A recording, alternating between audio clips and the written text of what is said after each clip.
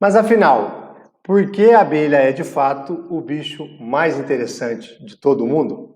Eu sou Rubens de Castro, sou apicultor e meliponicultor. Sejam muito bem-vindos, paz e bem. Hoje eu quero falar para vocês porque considero as 7 razões pelas quais as abelhas são de fato o bicho mais incrível do mundo.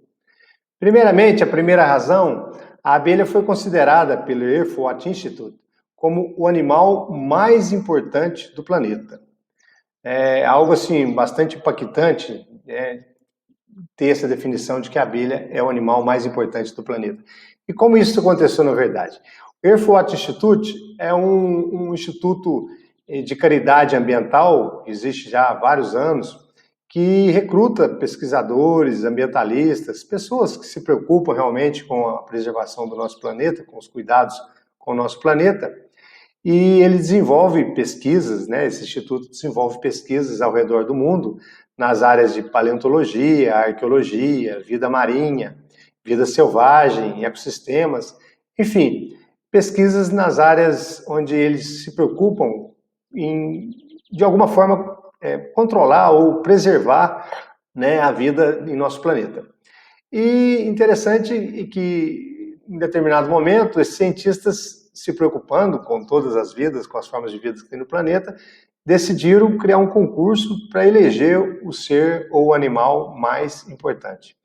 E no final ficou uma disputa entre os plânctons e as abelhas. Os plânctons também muitíssimo importantes, já que eles são a base da cadeia alimentar na vida aquática, tanto de água doce quanto de água salgada. Os fitoplânctons e os zooplânctons são de fato a base da cadeia alimentar de toda essa vida animal que existe nos mares e nos rios. Mas no final a abelha papou esse concurso, a abelha foi eleita, como sendo o animal mais importante de todo mundo. Mas e por que na realidade a abelha foi escolhida, foi eleita por esses cientistas, uma comunidade científica que participou disso, como sendo esse animal mais importante do mundo? Que é a segunda razão pela qual eu considero a abelha como o ser mais interessante, mais enigmático. Sem abelha, sem alimento. A abelha, de fato, exerce tem uma função muitíssimo importante que está relacionada à polinização de vários tipos de plantas, que possuem flor no mundo.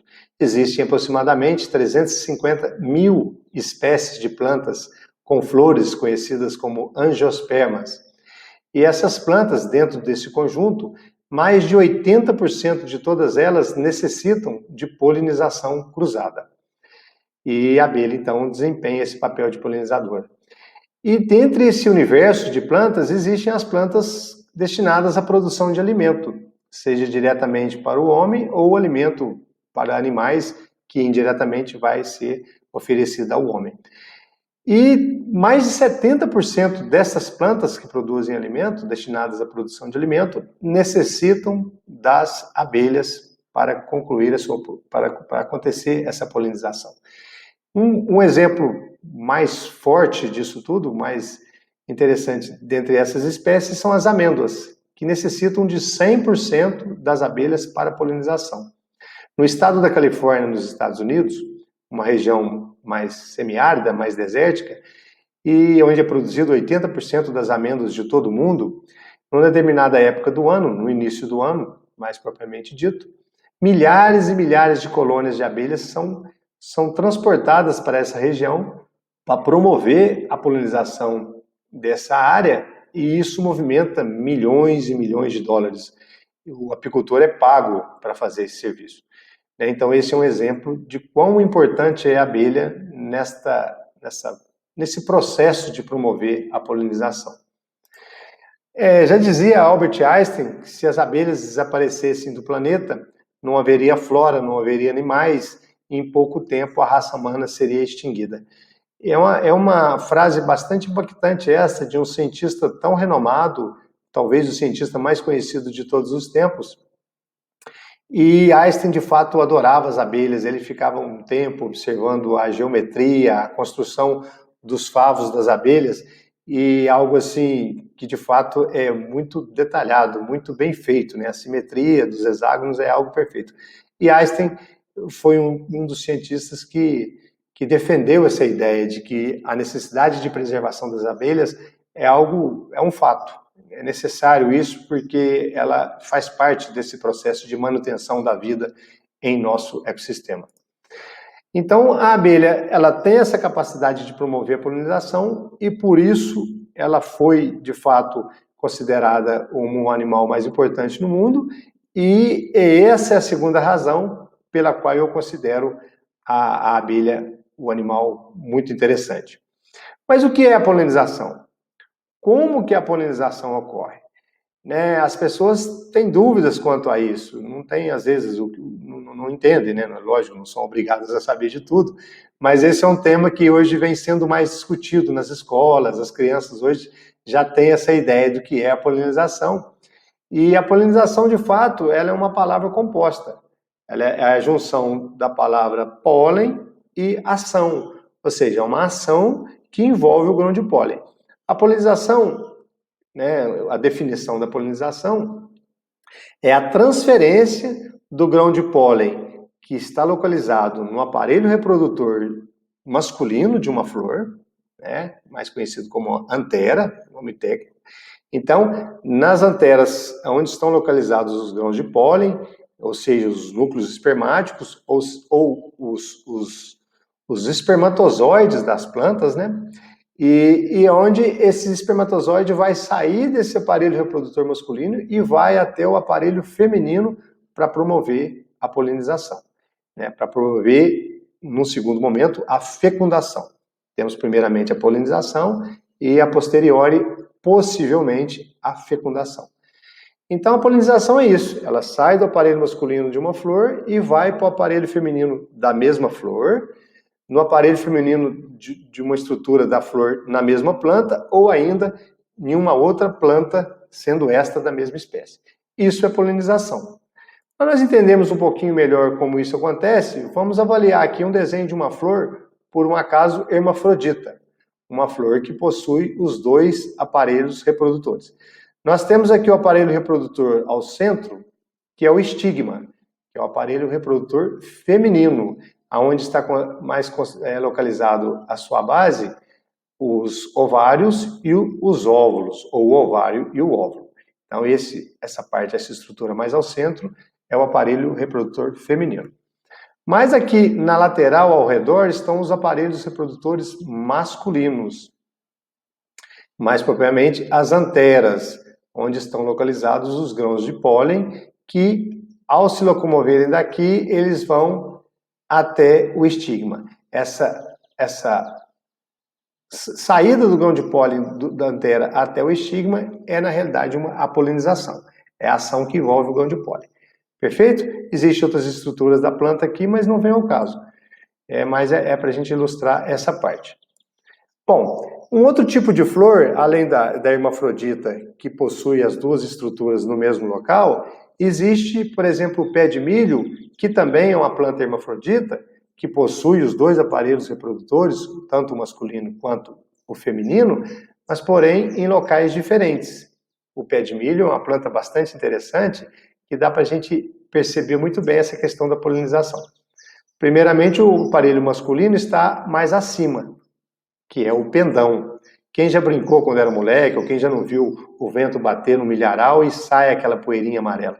Aquilo são os grãos de pólen.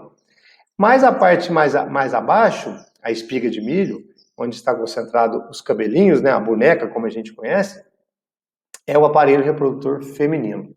Aqui mais ao lado nessa foto, nós podemos ver aqui o estigma, né, e aqui embaixo o ovário. Cada grão de pólen que cai num cabelinho da boneca, ele percorre o cabelinho da boneca, que na realidade é o estigma, vai até o ovário e fecunda o óvulo. Ou seja, para cada cabelinho do pé de milho, da espiga, tem um grão de milho. A gente, quando está fazendo pamonha, às vezes a gente vai lá e pega uma espiga para ralar e aquela espiga está toda falhada.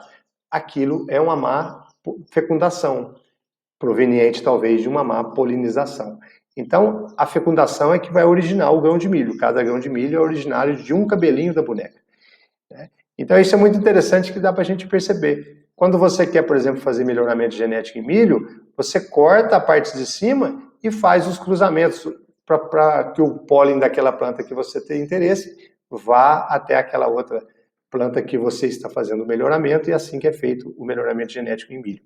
E uma outra curiosidade, você não pode plantar pé de milho perto de uma cultura onde vai florescer na mesma época que o pé de milho para milho de pipoca, né? Se você plantar um pé de milho visando milho de pipoca perto de uma cultura normal, eles podem cruzar os genes e aí você não terá milho de pipoca. Perfeito? É só para a gente ilustrar como isso acontece. Bom, um outro tipo de flor, que são as dioicas, que são as flores que têm os aparelhos reprodutores em plantas separadas, e uma planta bastante interessante para nós exemplificarmos isso é o pé de mamão. O pé de mamão possui, num determinado momento, uma flor fêmea num pé, e em outro pé a flor masculina, perfeito? Quem já ouviu falar mamão macho, né? Mamão macho que dá um cabinho mais comprido, uma inflorescência mais conjunta assim, e é onde acontece a frutificação. O pé de mamão fêmea, ele pode inclusive ser também, né, essa outra característica, ela pode ser também uma planta hermafrodita. O mamoeiro, ele pode apresentar a planta hermafrodita, pode apresentar a planta com sexo masculino e pode também apresentar a planta com sexo feminino. Perfeito? Mas para a gente simplificar, é bem comum da cultura popular é o pé de mamão macho. Então, neste caso, o pólen sai de uma planta e vai até a outra para promover a polinização e possivelmente a fecundação. Perfeito? Tá, nós já aprendemos o que é a polinização, quais os tipos de flor existem e como ocorre a polinização. Né? Quais as formas que ocorre essa transferência de pólen, como ela pode acontecer? Ela pode acontecer na própria planta, que é uma autopolinização, ou pode acontecer em polinização cruzada. Eu disse mais atrás que das 350 mil espécies de angiospermas, mais de 80% necessitam de polinização cruzada, que é essa segunda figura aqui, essas duas flores. A planta, o pólen tem que sair de uma planta, do aparelho masculino, e ir até o aparelho feminino de uma outra planta. Ela não aceita fazer a autofecundação ou a autopolinização. Isso por características anatômicas ou fisiológicas. E isso, na realidade, a natureza é perfeita. De fato, é para promover uma variabilidade genética maior que acontece isso de fato. E no caso, a autopolinização, o grão de pólen sai da própria antera e fecunda o próprio estigma. Para exemplificar isso, nós temos o cafeeiro. Existem várias espécies de café, mais de 70 na verdade. Mas o coffea arábica, que é o café mais produzido no Brasil, o mais comum, né, onde se destina à produção de bebida, e tem uma bebida melhor inclusive, ele é uma planta autógama, ou seja, ela tem a capacidade de se fecundar antes da antese. A antese é a abertura da flor. Quando a gente vê o cafezal florido, né, a maior parte daquelas flores já foram polinizadas. Mas não quer dizer que a abelha não pode melhorar essa polinização. A abelha, já, através de trabalhos científicos, de pesquisa inclusive, já foi demonstrado que a abelha pode aumentar em 20%, 25% a polinização do cafeeiro. Inclusive, hoje em dia, colônias de abelhas têm sido alugadas, tanto de abelha com ferrão como sem ferrão, para fazer também a polinização do coffea arábica, que é uma planta mais aqui da região sul de Minas, onde é mais conhecido na verdade. O coffea canephora, que é uma outra planta, uma outra espécie de café, que possui uma estrutura até maior, uma estrutura diferente, inclusive, ela é muito produzida na região do Espírito Santo, e hoje outras regiões de Cerrado também têm sido cultivado esse tipo de café, ou essa espécie de café. E que, aliás, se destina mais à produção de cafeína, onde a Coca-Cola é o maior cliente, né, desse tipo de pó de café ou desse tipo de produto. O coffea canephora, ele é extremamente dependente de polinização cruzada, muito dependente. E, inclusive, no Espírito Santo, antes do aluguel de colônias para coffea arábica, já existia o aluguel de colônias para polinizar esse tipo de cafeeiro. Hoje paga-se na faixa de R$60 por colmeia na época da polinização do cafeeiro. Né? Eu me lembro de um consultor de apicultura que dava consultoria lá na região do Espírito Santo, comentar certa vez que um apicultor, ele alugava 200 colmeias de abelha, recebia R$60 por colmeia, ou seja, R$12.000, e conseguia uma produtividade muito alta, já que a floração do coffea canephora ela é mais longa e a estrutura do pé é maior, então produz mais do que o coffea arábica, tem mais flor, digamos assim, e chegava a produzir numa única colheita de café, de mel de cafeeiro, 30 ou até 40 quilos, ou seja, é o único útil agradável. O apicultor recebe para polinizar, né, para alugar suas colmeias para polinizar aquela cultura, e ainda recebe pelo mel e pelo enxame desenvolver e multiplicar e crescer muito mais. Então é o útil ao agradável. Aqui na foto interessante que nós temos mais abaixo uma apis mellifera e um pouco mais acima uma abelha sem ferrão, que me parece uma abelha borá. E quais os fatores que promovem a polinização? Existem vários fatores que promovem a polinização. O primeiro deles são os fatores abióticos, são os fatores que não envolvem a vida, como a gravidade, né, a força da gravidade, a água da chuva ou o vento. Como o exemplo que eu citei mais atrás, o pé de milho, por exemplo, através da força da gravidade, a flor cai na parte de baixo, ou através da água que tem na chuva, ou o próprio vento promove a polinização do milharal. Bastante interessante isso. Ou fatores bióticos. Existem os fatores bióticos que promovem a polinização, ou seja, que envolvem vida. Aqui, como primeiro exemplo, nós podemos citar o morcego. O morcego, que na região da Austrália, né, tem algumas espécies de morcegos, morcegos lobos ou raposas, que são frutíferos, que se alimentam de fruta ou de néctar, e nesse momento que ele introduz a sua língua para fazer a coleta do néctar, para lamber o néctar, você pode reparar aqui um pouco mais acima, na testa do morcego aqui, ó, ele encostando a testa no aparelho reprodutor masculino da flor, as anteras. A hora que ele visitar uma outra flor, ele encosta novamente a sua cabeça, né, a sua testa no aparelho reprodutor feminino de uma outra flor, de uma outra planta, e aí ele promove a polinização. Isso é conhecido como quiropterofilia.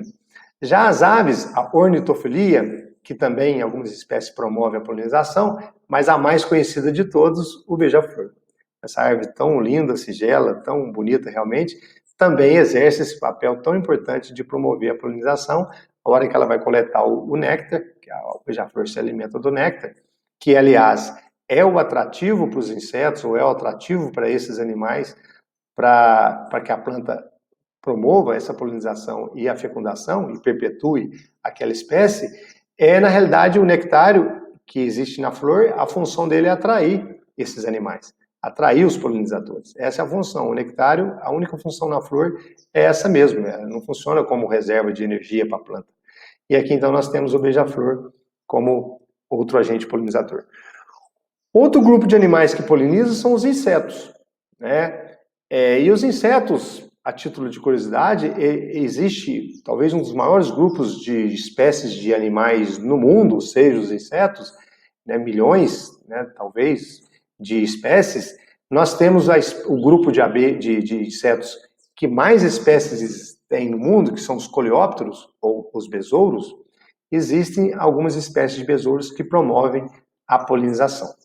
O segundo grupo de insetos que possui o maior número de espécies, que são as mariposas, em torno de 150 mil espécies, as borboletas e as mariposas, em torno de 50 mil espécies, elas também promovem a polinização.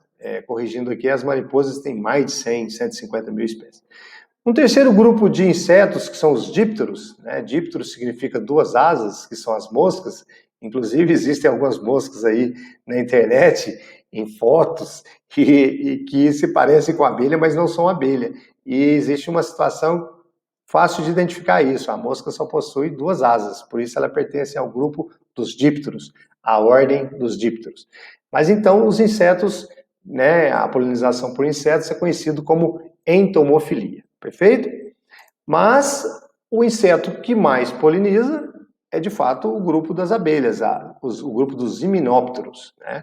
Os himenópteros, ao qual pertencem as abelhas, as formigas e também as vespas, é o grupo que mais poliniza, que mais possui espécies. Perfeito? Aqui no canto direito inferior, uma vespa, o restante são todas abelhas. Bom, a razão número 3 pela qual eu considero a abelha mais sensacional de todos os animais é que a abelha tem mais de 100 milhões de anos. Mais de 100 milhões de anos, Rubens? As abelhas têm mais de 100 milhões de anos, muito mais antiga do que o homem.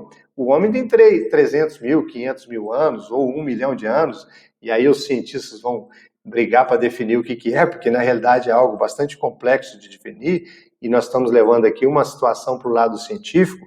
Eu sou cristão, respeito todas as religiões, todas, eu acho que todas as religiões que pregam o amor ao próximo, o respeito ao cidadão, o amor a Deus, todas as religiões são, né, muito bem-vindas para a sociedade. Mas as abelhas, do ponto de vista da evolução biológica do ser, ela é muito mais antiga do que o homem. Superaram várias mudanças climáticas, cataclismos, e, sem dúvida, promoveram ou contribuíram para uma alteração dos tipos de plantas que existem no mundo. Perfeito? Bom, para falar um pouquinho disso, nós precisamos lembrar um pouquinho da nossa aula lá de história, na quinta série, quarta série, como é que era o planeta. Então, há 200, 500 milhões de anos existia lá a Pangeia, que era um bloco único de terra e onde foi se transformando em função do movimento das placas tectônicas, em função dos vulcões e tudo mais, se dividiu no segundo momento, aí há 200 milhões de anos mais ou menos, nos dois continentes, Laurásia e Gondwana, e até chegar ao planeta que nós temos hoje, com essa divisão de Oceania, América, Europa, África e tudo mais, que ainda continua em transformação. Haja visto que os terremotos causados aí pelo movimento das placas tectônicas é a Terra se movimentando, se movendo e mudando a sua estrutura. Isso leva muito tempo, mas vai continuar mudando.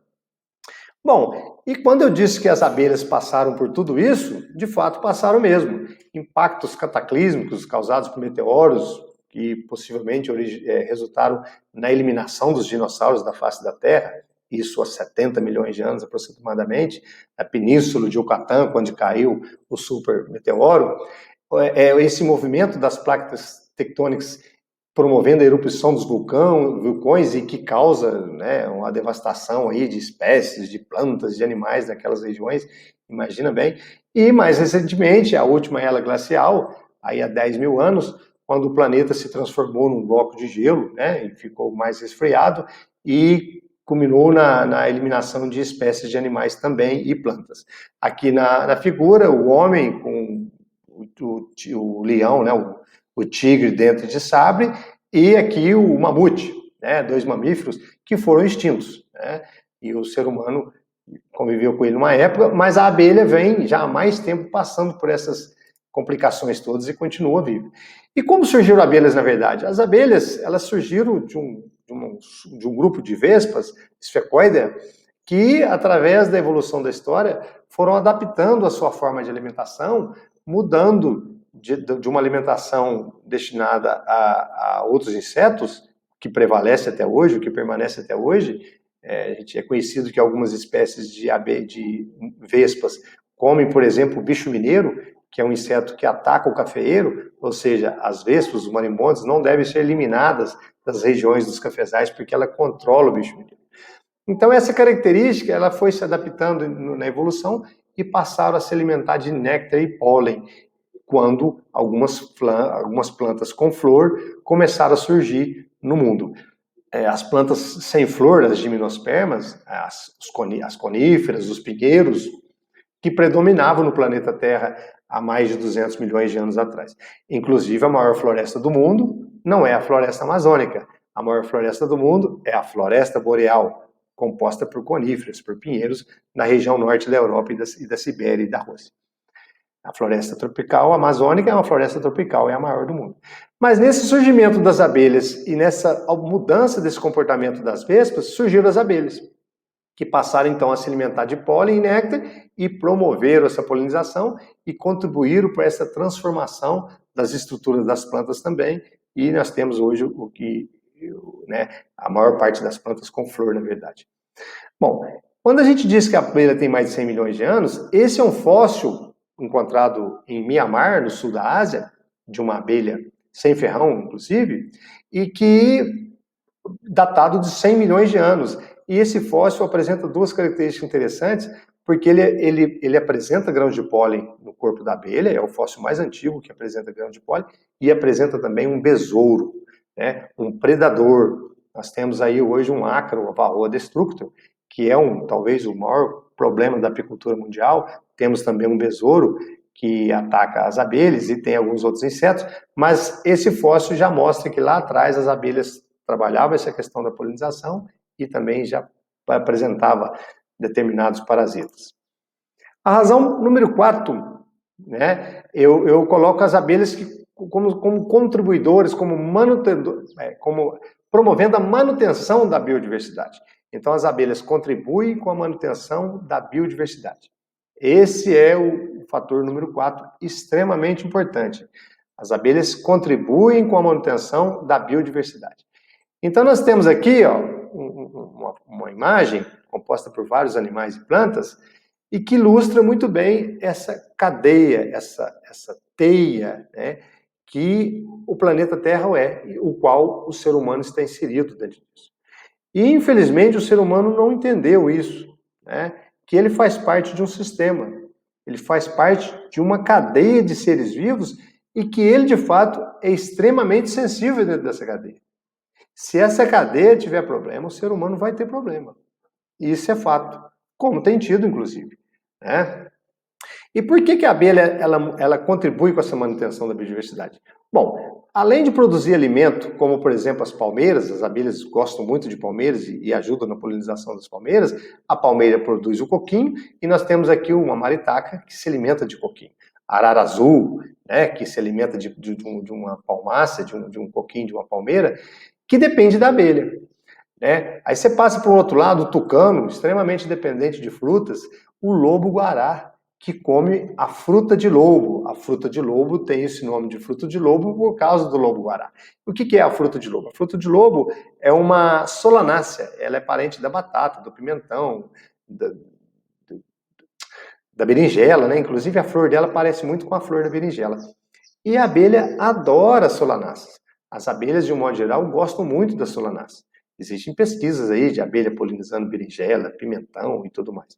E o lobo-guará come o fruto de lobo, é uma das fontes de alimento para o lobo-guará. Você pega, por exemplo, um sapo, uma cobra, você fala assim, mas o sapo, a cobra, depende? Depende. Depende de determinados insetos que se alimentam de determinadas frutas que são fonte de alimento para o sapo. Ou o macaco, né? Enfim, é uma cadeia cheia de vida, as aves, as borboletas, enfim, vários tipos de animais são mostrados aqui, os esquilos, tudo está interligado. Tudo está interligado. E o ser humano está no meio disso. Infelizmente, os grandes governantes, os grandes poderes, as grandes empresas não percebem a fragilidade que tem o ser humano no meio disso tudo. Nós temos aí o problema do Covid, que ilustra muito bem isso. Estamos passando por uma situação que nos faz refletir profundamente sobre tudo isso. A abelha também, ela exerce uma relação muito interessante com outros animais, do ponto de vista como sendo fornecedora de alimento. Né? O mel para o urso, muito bem ilustrado, inclusive nos desenhos do Zé Colmeia, ou outros tipos de desenho, do Tio Patinhas e tudo mais, onde a abelha, ela produz o mel e o urso adora comer o mel. Temos aqui uma foto de um urso quebrando uma caixa de abelha, que é de fato um grande problema para os apicultores nos Estados Unidos e na Europa, onde tem urso de modo geral. Ou aqui uma outra foto, o urso quebrando aqui um toco de árvore, né, para comer a abelha. Tem esse outro mamífero aqui, parente da lontra, que também se alimenta de mel e adora comer as larvas da abelha. Ou seja, a abelha ela é uma fonte de alimento do mel, do pólen para o ser humano, no caso, e de larvas para outros animais, ou do pólen para a própria abelha, que também é um animal e que procura o pólen como fonte de alimentação proteica para ela. E a abelha como fonte de alimento para o ser humano. Novamente, o mel, o pólen, ou até mesmo larvas, né? O ser humano existe lá na França, um restaurante requintado lá, né? Que fornece larvas de zancão, né? Uma culinária como iguaria. Ou na Ásia, de um modo geral, os asiáticos gostam de comer insetos, e existe aqui vi uns favos de cria sendo assado aqui na folha de bananeira, parece até bastante apetitoso, eu gostaria até de comer. Ou talvez os produtos processados através desses produtos base, vamos dizer assim. O hidromel, como sendo uma bebida alcoólica, inclusive, né, reconhecida como a bebida alcoólica mais antiga de todos os tempos, ou aqui abaixo um pão de mel, que é muito consumido, muito apreciado pelas pessoas. Bom, levando ainda em consideração essa questão de evolução da abelha, de 100 milhões de anos e tudo mais, essa foto à esquerda, que é uma foto, uma pintura rupestre de uma caverna em Valência, na Espanha, é tida como uma foto mais antiga, né, como a pintura mais antiga do homem trabalhando com as abelhas. Eu penso que é uma mulher, na verdade, para mim é uma mulher, né, tem um corpo mais assim, pendurada numa pedra, talvez com umas cordas, e fazendo uma coleta de mel. Bom, muito interessante essa foto. Quando a gente vê essa imagem à direita do pessoal lá da região do Nepal, que tem uma cultura, uma tradição milenar, que eles fazem essa coleta desses favos enormes de mel, favos que chegam a pesar 50 quilos, né? E que é de uma espécie diferente, a Apis dorsata, diferente da Apis mellifera, é o mesmo gênero, mas é uma outra espécie de abelha, que é algo assim, surreal ver esse pessoal pendurado nessas cordas feitas com cipó, né? Um material assim, vegetal, e eles vão lá numa época do ano, colhem esses favos e fazem um ritual, toda uma cerimônia, né, até religiosa, assim, para degustar esse alimento maravilhoso. Então é algo muito interessante. Mas se nós separarmos as duas figuras, tem uma similaridade muito grande. E eu penso que essa foto da Espanha é a mesma espécie de abelha, essa Apis dorsata, já que ela existe na região ali leste europeu e mais indo para o lado da Ásia.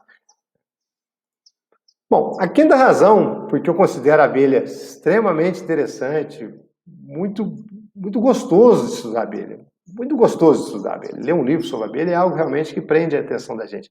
É a biologia da abelha. Biologia, que significa o estudo da vida, né? Ou seja, tudo isso que envolve a vida da abelha, sobre todos os aspectos, é muito curioso, é muito interessante a gente estudar. A gente pode estudar uma vaca, um cachorro, um cavalo, mas a abelha parece que desperta um interesse maior. Já desde Sócrates, na antiguidade, a abelha vem sendo muito pesquisada. E por quais fatores, né? A abelha, por exemplo, possui milhares de espécies. A anatomia e a fisiologia da abelha é algo também muito diferente. A forma de reprodução, a organização da colônia, né? Então nós podemos pegar aqui, por exemplo, o número de espécies de abelha que existe no mundo. Segundo Charles Michener, existe no mundo em torno de 20 mil espécies de abelha. Quando você fala 20 mil espécies de abelha, você fala assim, 20 mil espécies de abelha. Tá, mas o que quer dizer isso? Se nós pegarmos como exemplo o cachorro, que o nome científico do cachorro, a espécie é Canis familiaris, familiares por causa de família, o cachorro é de fato um membro da família já há muito tempo, né? Quando o homem começou a organizar a agricultura, o cachorro se aproximou do homem, sentou ali perto da casa e ficou ao redor da casa. É por isso que o cachorro fica sempre sentado na porta de casa, deitado. Canis familiaris foi o nome que deram ao cachorro por causa dessa questão familiar. Canis, o gênero, o cachorro é parente do Canis lupus, que é o lobo, perfeito? Então existe uma similaridade ali entre o cachorro e o lobo, que são espécies diferentes. Se você pegar a espécie cachorro, do cachorro, quantas raças tem o cachorro? Tem muitas, mas não são muitas. É pastor, Doberman, Chihuahua, Pitbull, Pequinês, Dog alemão, tal. Acabou. 100, 200, 500, mas não muito mais que isso. Abelhas têm 20 mil espécies. Além dessas 20 mil espécies, veja bem, o cachorro é uma espécie. Eu estou falando 20 mil espécies de abelha. O cachorro, uma espécie. Além dessas 20 mil espécies, existem as subespécies ou raças, né? Um bom exemplo de raça de abelha são as raças africanas. A africana é uma raça da Apis mellifera, que é uma espécie.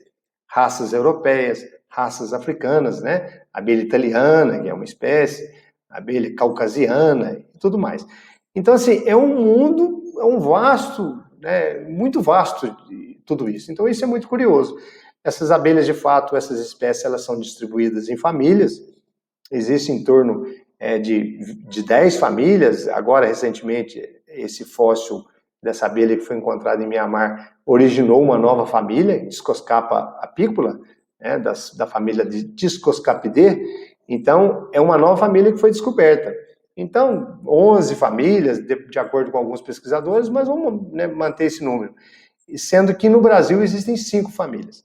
Sendo a família aqui ilustrada como letra B, Apidae, é a família mais nova na evolução biológica das abelhas, né? E a qual pertencem as abelhas apis mellifera, meliponíneos, as abelhas que possuem corbícula, que vivem em sociedade. As abelhas que vivem em sociedade. É uma modo de organizar melhor. Dessas 20 mil espécies de abelhas que existem no mundo, a grande maioria vivem de forma solitária, sozinha. Ela vai na madeira, como a mamangava, faz um buraco na madeira ou no chão, deposita os seus ovos, deposita o seu alimento, fecha a casinha, deposita os seus ovos, deposita o alimento, fecha a casinha. Uma característica parecida com o vizinho. O vizinho, um marimbondinho, uma larva, que na roça faz lá a casinha dele na beirada do fogão, então tem uns quartinhos, por isso que chama vizinho, faz quartinho. A cada célula daquela, um ser novo que vai nascer. Existem abelhas que põem os seus ovos, morrem e não vê a filha nascer. Não existe a sobreposição de gerações. E num caso bastante comum são as mamangavas, né, que é uma abelha que vive solitariamente. Existem as abelhas sociais. Aqui nós temos uma abelha maior que parece uma mamangava, mas não é a mamangava. Ela pertence ao grupo das bombos, bombos terrestres, bombos rupestres. Essa abelha à esquerda, mais na região da Europa. Essa à direita tem também no Brasil. E existe também o grupo dos meliponíneos, que são as abelhas sem ferrão, abelhas nativas ou indígenas, que são muito... existem muitas espécies no Brasil, algo assim que vem crescendo muito a meliponicultura no Brasil. Para ilustrar essa atividade, nós temos aqui esse grupo de abelhas, a Tetragonisca angustula, a jataí, que por um acaso foi capa dessa revista Mensagem Doce, que na época do Congresso de Cuiabá, que o amigo aqui de Muzambinho, o professor Hélio Galo, fotógrafo experiente, mandou essa foto numa bobine, tirada lá em Ilhabela, e ganhou o concurso nacional de foto mais bonito do Congresso. Foi por isso que eu coloquei aqui. E esse grupo de abelhas existem também, né, várias espécies, né, como a mandaçaia aqui do lado esquerdo, e aqui do lado direito nós temos uma apis mellifera, que é uma abelha com ferrão, diferente da abelha sem ferrão, e que apresenta várias raças. A abelha europeia, a abelha africana ou a abelha africanizada, Apis mellifera africanizada, que é a raça de abelha que se constituiu com o cruzamento das espécies, das raças africanas e europeias e originou então a raça africanizada, com a raça europeia, africana na verdade. Então nós temos aqui, ó, uma outra curiosidade interessante desse mundo da biologia da abelha, que são as divisões das funções dentro da colmeia, os tipos de abelha que existem, ou os tipos de casta. A colmeia de abelha, numa colônia de abelha, existem 3 tipos de abelha, vamos dizer assim, 3 castas. A rainha, o zangão e a operária. Cada uma dessas abelhas, desses tipos de abelha, desempenhando funções diferentes. A começar pela operária, a abelha operária, durante toda a sua fase de vida, no caso da Apis mellifera, que dura em torno de 40 e poucos dias, 42 dias, em época de intenso trabalho, já que no inverno ela vive mais, porque ela trabalha menos, ela desempenha várias funções. A primeira função da abelha, faxineira. A segunda função da abelha, ela é uma abelha nutriz. Ela é a abelha que vai produzir alimento nas suas glândulas hipofaringeanas e vai alimentar as larvas e também a rainha, né? Aqui nós vemos uma foto de uma abelha transferindo o alimento na boquinha da rainha. A rainha, ela recebe o alimento na sua boca, tá? Uma terceira fase da abelha, como operária, ela passa a ser construtora. Isso de acordo com que ela vai avançando na idade, algumas glândulas, alguns órgãos vão entrando em funcionamento, outros vão deixando de funcionar e ela vai mudando a sua atividade, a sua função. Aqui nós podemos ver no abdômen dessa abelha 8 glândulas, 4 de cada lado, que são as glândulas serígenas, as glândulas que produzem cera. A abelha come o mel é rico em carboidrato, quando a gente come muito açúcar, a gente transforma o açúcar em gordura, não é isso? Que é um lipídio, ou seja, a cera é um lipídio. A abelha, para produzir cera, ela tem que consumir mel. E ela então produz essa cera, organiza e utiliza para fazer os seus favos e a sua casa, na verdade. E aqui à esquerda nós temos também a abelha jataí, que está aqui tampando a sua casinha para evitar a entrada de predadores como formiga. Jataí, todo dia à noite ela entra, ela fecha a entrada da sua casa para se proteger de vento e tudo mais. Beleza? São as abelhas construtoras que fazem isso. Um outro tipo de abelha, ou a outra casta, é o zangão, que a função do zangão, basicamente, é fecundar a rainha. Aqui nós podemos ver essa foto do zangão que faz a fecundação no voo nupcial. A abelha, quando ela é ainda virgem e ela está apta a receber o cruzamento, né, a cruzar com o zangão, ela faz o voo, o zangão pega a rainha no ar, né, ele faz a cópula no ar, segura ela pelas costas e então faz ali aquela posição e consegue fazer a fecundação. Então, o zangão, a função dele é fecundar. E a função da rainha é realizar a postura, basicamente. Ela tem também uma função de produzir feromônio e organizar todas essas funções dentro da colmeia, como se fosse dar uma ordem para as abelhas. Na verdade, não existe ordem, né, nessa situação perfeita. A abelha, apenas pelo cheiro, ela já sabe o que tem que fazer. Bom, além dessa questão que eu coloquei dos tipos de funções das abelhas, a anatomia da abelha é algo fantástico. O corpo da abelha, a divisão, se você for estudar os órgãos, a asa da abelha, como funciona, o sangue da abelha, que é a hemolinfa, tudo isso é muito curioso, muito interessante. Nós temos aqui mesmo os olhos, ó. Existem dois tipos de olhos da abelha. A abelha possui os olhos simples, que é esse à direita, que é em número de 3, e que é utilizada para enxergar de perto, dentro de uma flor, dentro da colmeia. Perfeito? Já aqui do lado esquerdo, ela tem dois olhos, que são os olhos compostos, que possuem milhares de omatídeos. No caso do zangão, o zangão possui 13 mil omatídeos, 13 mil visões, 13 mil olhos. E engraçado que se você reparar bem de pertinho, o omatídeo, ele é também um hexágono, né? Ele é algo assim, muito interessante também. Uma outra coisa muito interessante são os narizes das abelhas. Os narizes das abelhas estão nas antenas. As cavidades olfativas estão nas antenas, nesses pedacinhos que tem a antena. E no caso do zangão também, muito interessante, em torno de 30 mil narizes, 30 mil cavidades olfativas. Mas por que o zangão cheira tanto assim, tem uma capacidade olfativa tão grande? As abelhas, de um modo geral, têm muito mais forte do que o cachorro, né? Que já é algo fantástico, o poder olfativo do cachorro. Mas as abelhas, muito mais ainda. E o zangão, 30 mil cavidade olfativa, para perceber a rainha no seu voo nupcial a longas distâncias, né? A distâncias assim, de quilômetros, que para a abelha é muita coisa. Então o zangão consegue perceber a rainha quando ela está apta a fazer a cópula. Perfeito? E uma outra coisa interessante dessa parte de biologia da abelha é a situação relacionada à reprodução.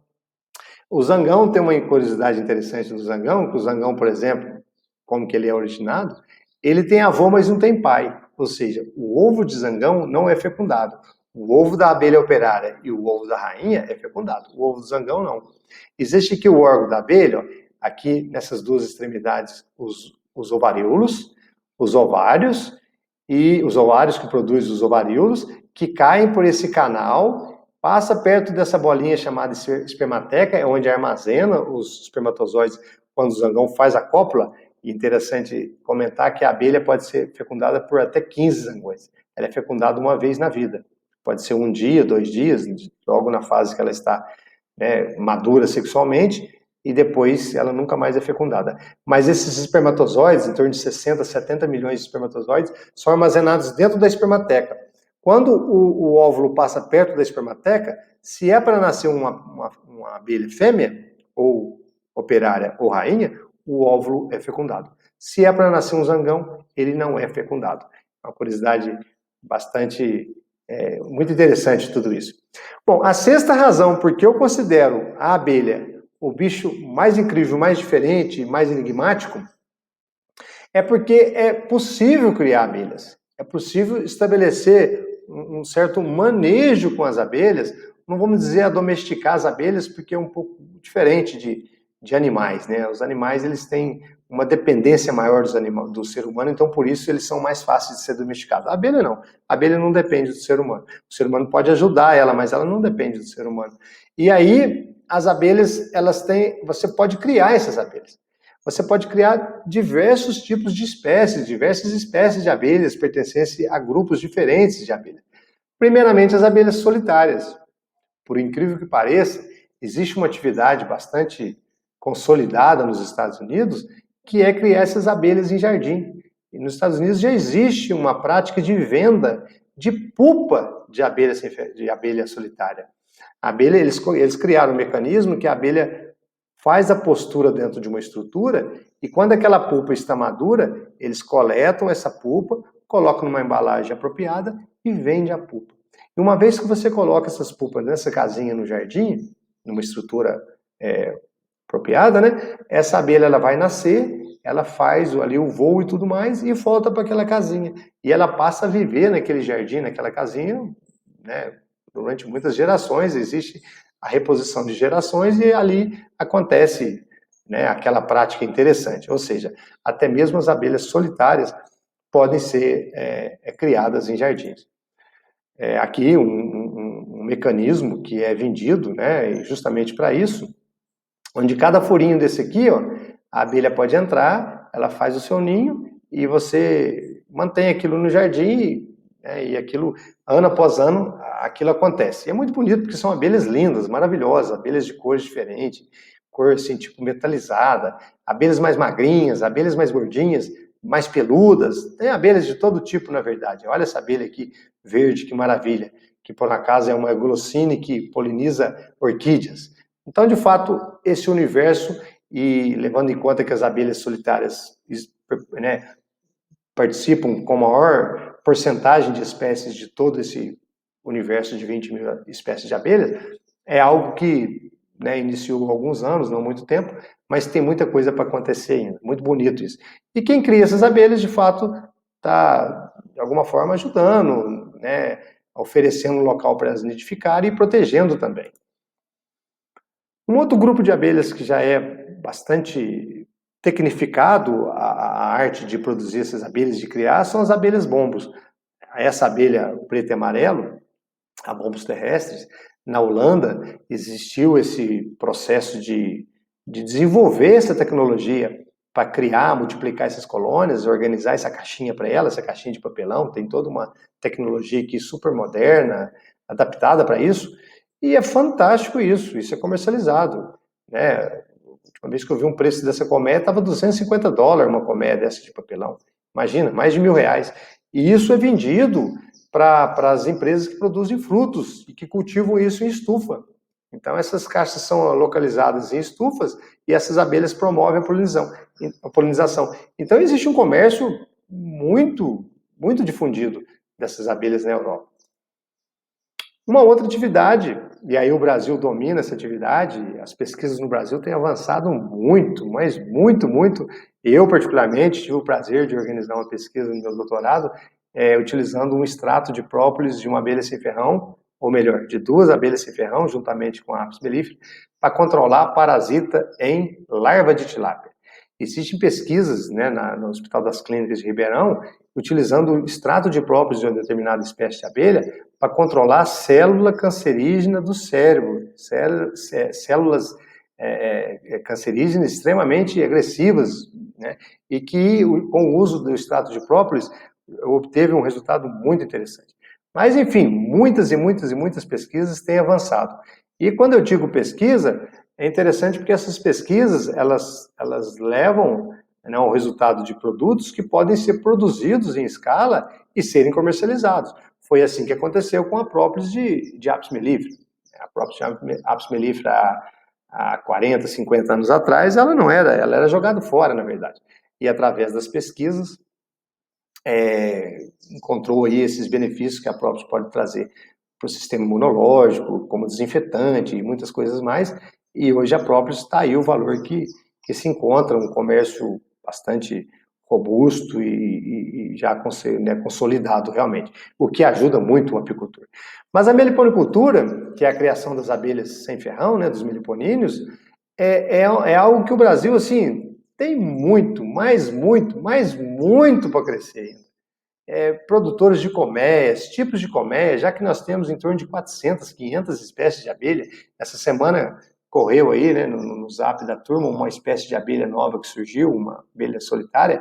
Enfim, pode-se encontrar espécies de abelhas em colônia também, que ainda talvez não tenha sido identificado. Mas o fato é que a meliponicultura e a criação de abelha tem despertado interesse de crianças, de mulheres, de terceira idade, do pessoal da melhor idade, na verdade, né? O grupo de pessoas da melhor idade, porque a melhor idade é aquela que a pessoa vai desfrutar mais a vida, com mais tranquilidade, entre aspas, e tomara que seja assim. Mas, enfim, é um universo riquíssimo esse mundo da meliponicultura. Muitas espécies, cada um com uma característica, umas produzem o mel de um determinado tipo, uma tem determinado comportamento agressivo ou não, outras nidificam em determinados locais, e isso tem chamado muita atenção de muitas pessoas no Brasil. Hoje existem conselhos, comissões, tentando criar legislação mais apropriada para essa atividade, mas isso tem muito chão para acontecer. É uma coisa maravilhosa criar abelhas sem ferrão. Ou as abelhas apis mellifera, né? A apicultura, que é a atividade mais difundida no mundo, e já há milhares de anos o homem vem trabalhando com essa atividade. Existem apiários aí descobertos em sítios arqueológicos com 3.000 anos que existiram. O primeiro curativo dentário do homem foi utilizado própolis com cera de abelha, também datada há mais de 3.000 anos. Ou seja, essa relação do homem com este inseto ou com a apicultura, buscando alimento, buscando remédios, buscando algum tipo de ajuda, né, que possa beneficiar o ser humano, acontece realmente há milhares de anos. E aqui, para ilustrar, nós temos aqui um apiário no sertão brasileiro, né, uma região de mais quente, mais de semiárido, que a apicultura também tem crescido muito nessa região, muito. Um ambiente quente, a abelha gosta de ambiente quente, que em determinada época do ano floresce de forma assim espetacular e produzindo um mel fantástico, cheiroso, com propriedades diferentes também. Recentemente foi descoberto aí o mel de aroeira no norte de Minas, que também existe mais para a região lá do Nordeste, e o mel dessa região, inclusive, ganhou a IG, né, a indicação geográfica, ou a denominação de origem, né, são coisas diferentes, eu não me lembro aqui ao certo, mas é o mel que possui maior quantidade de flavonoides no mundo, mais do que o mel de manuka, inclusive, que é o mel mais caro do mundo. Ou seja, essa apicultura ela é dinâmica, ela vem acontecendo em várias regiões do Brasil e tem muito também para crescer.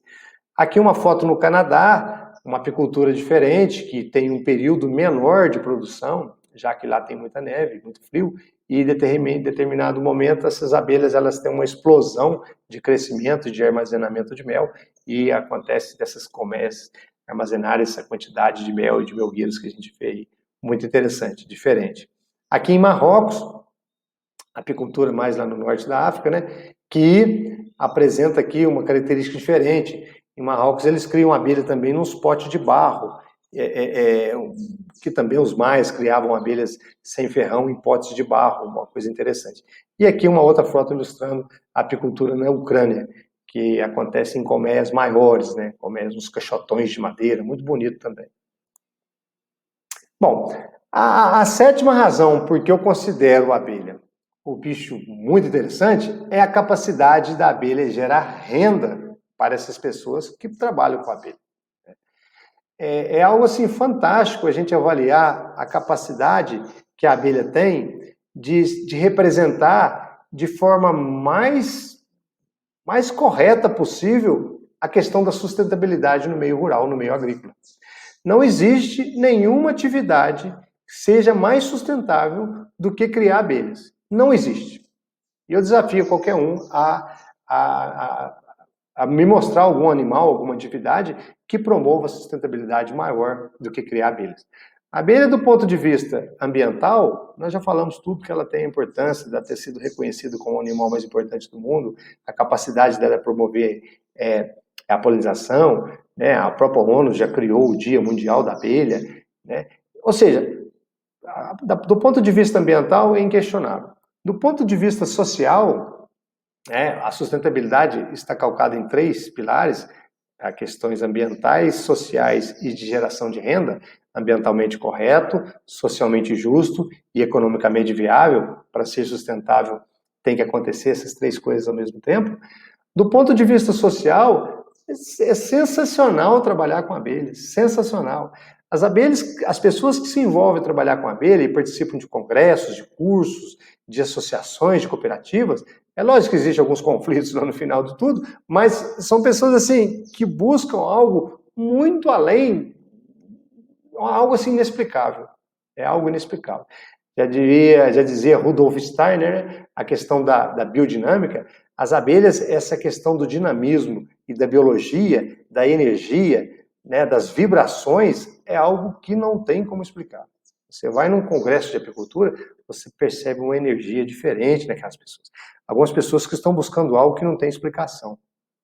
Então, essa questão social, a capacidade que a abelha tem de agregar as pessoas, de unir as pessoas, é algo assim que eu ainda não vi em nenhuma atividade. E a capacidade que tem de gerar renda. A abelha, existem várias formas de você obter renda trabalhando com abelhas. Às vezes você fala abelha, vem à cabeça mel, mas tem muito mais coisa além de mel. Existe o mel, existe a cera, existe a própolis, existe o pólen, existem os produtos derivados desses produtos, geleia real, enxames de abelha, rainha, e existe ainda os serviços relacionados à abelha, serviço de polinização, serviço de captura de enxame, serviço de apiculturismo, serviço de apiterapia, serviço de consultoria da área de apicultura e meliponicultura.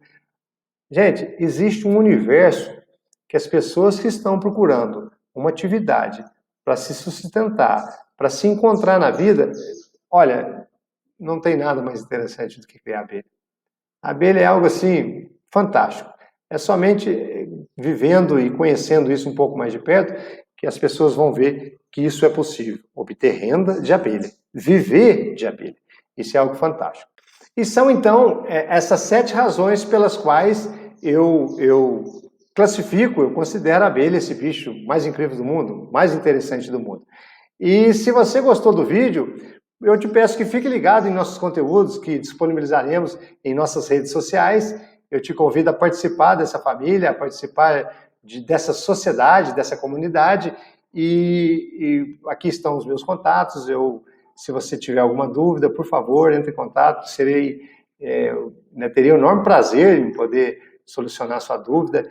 E meu muitíssimo obrigado. Paz e bem.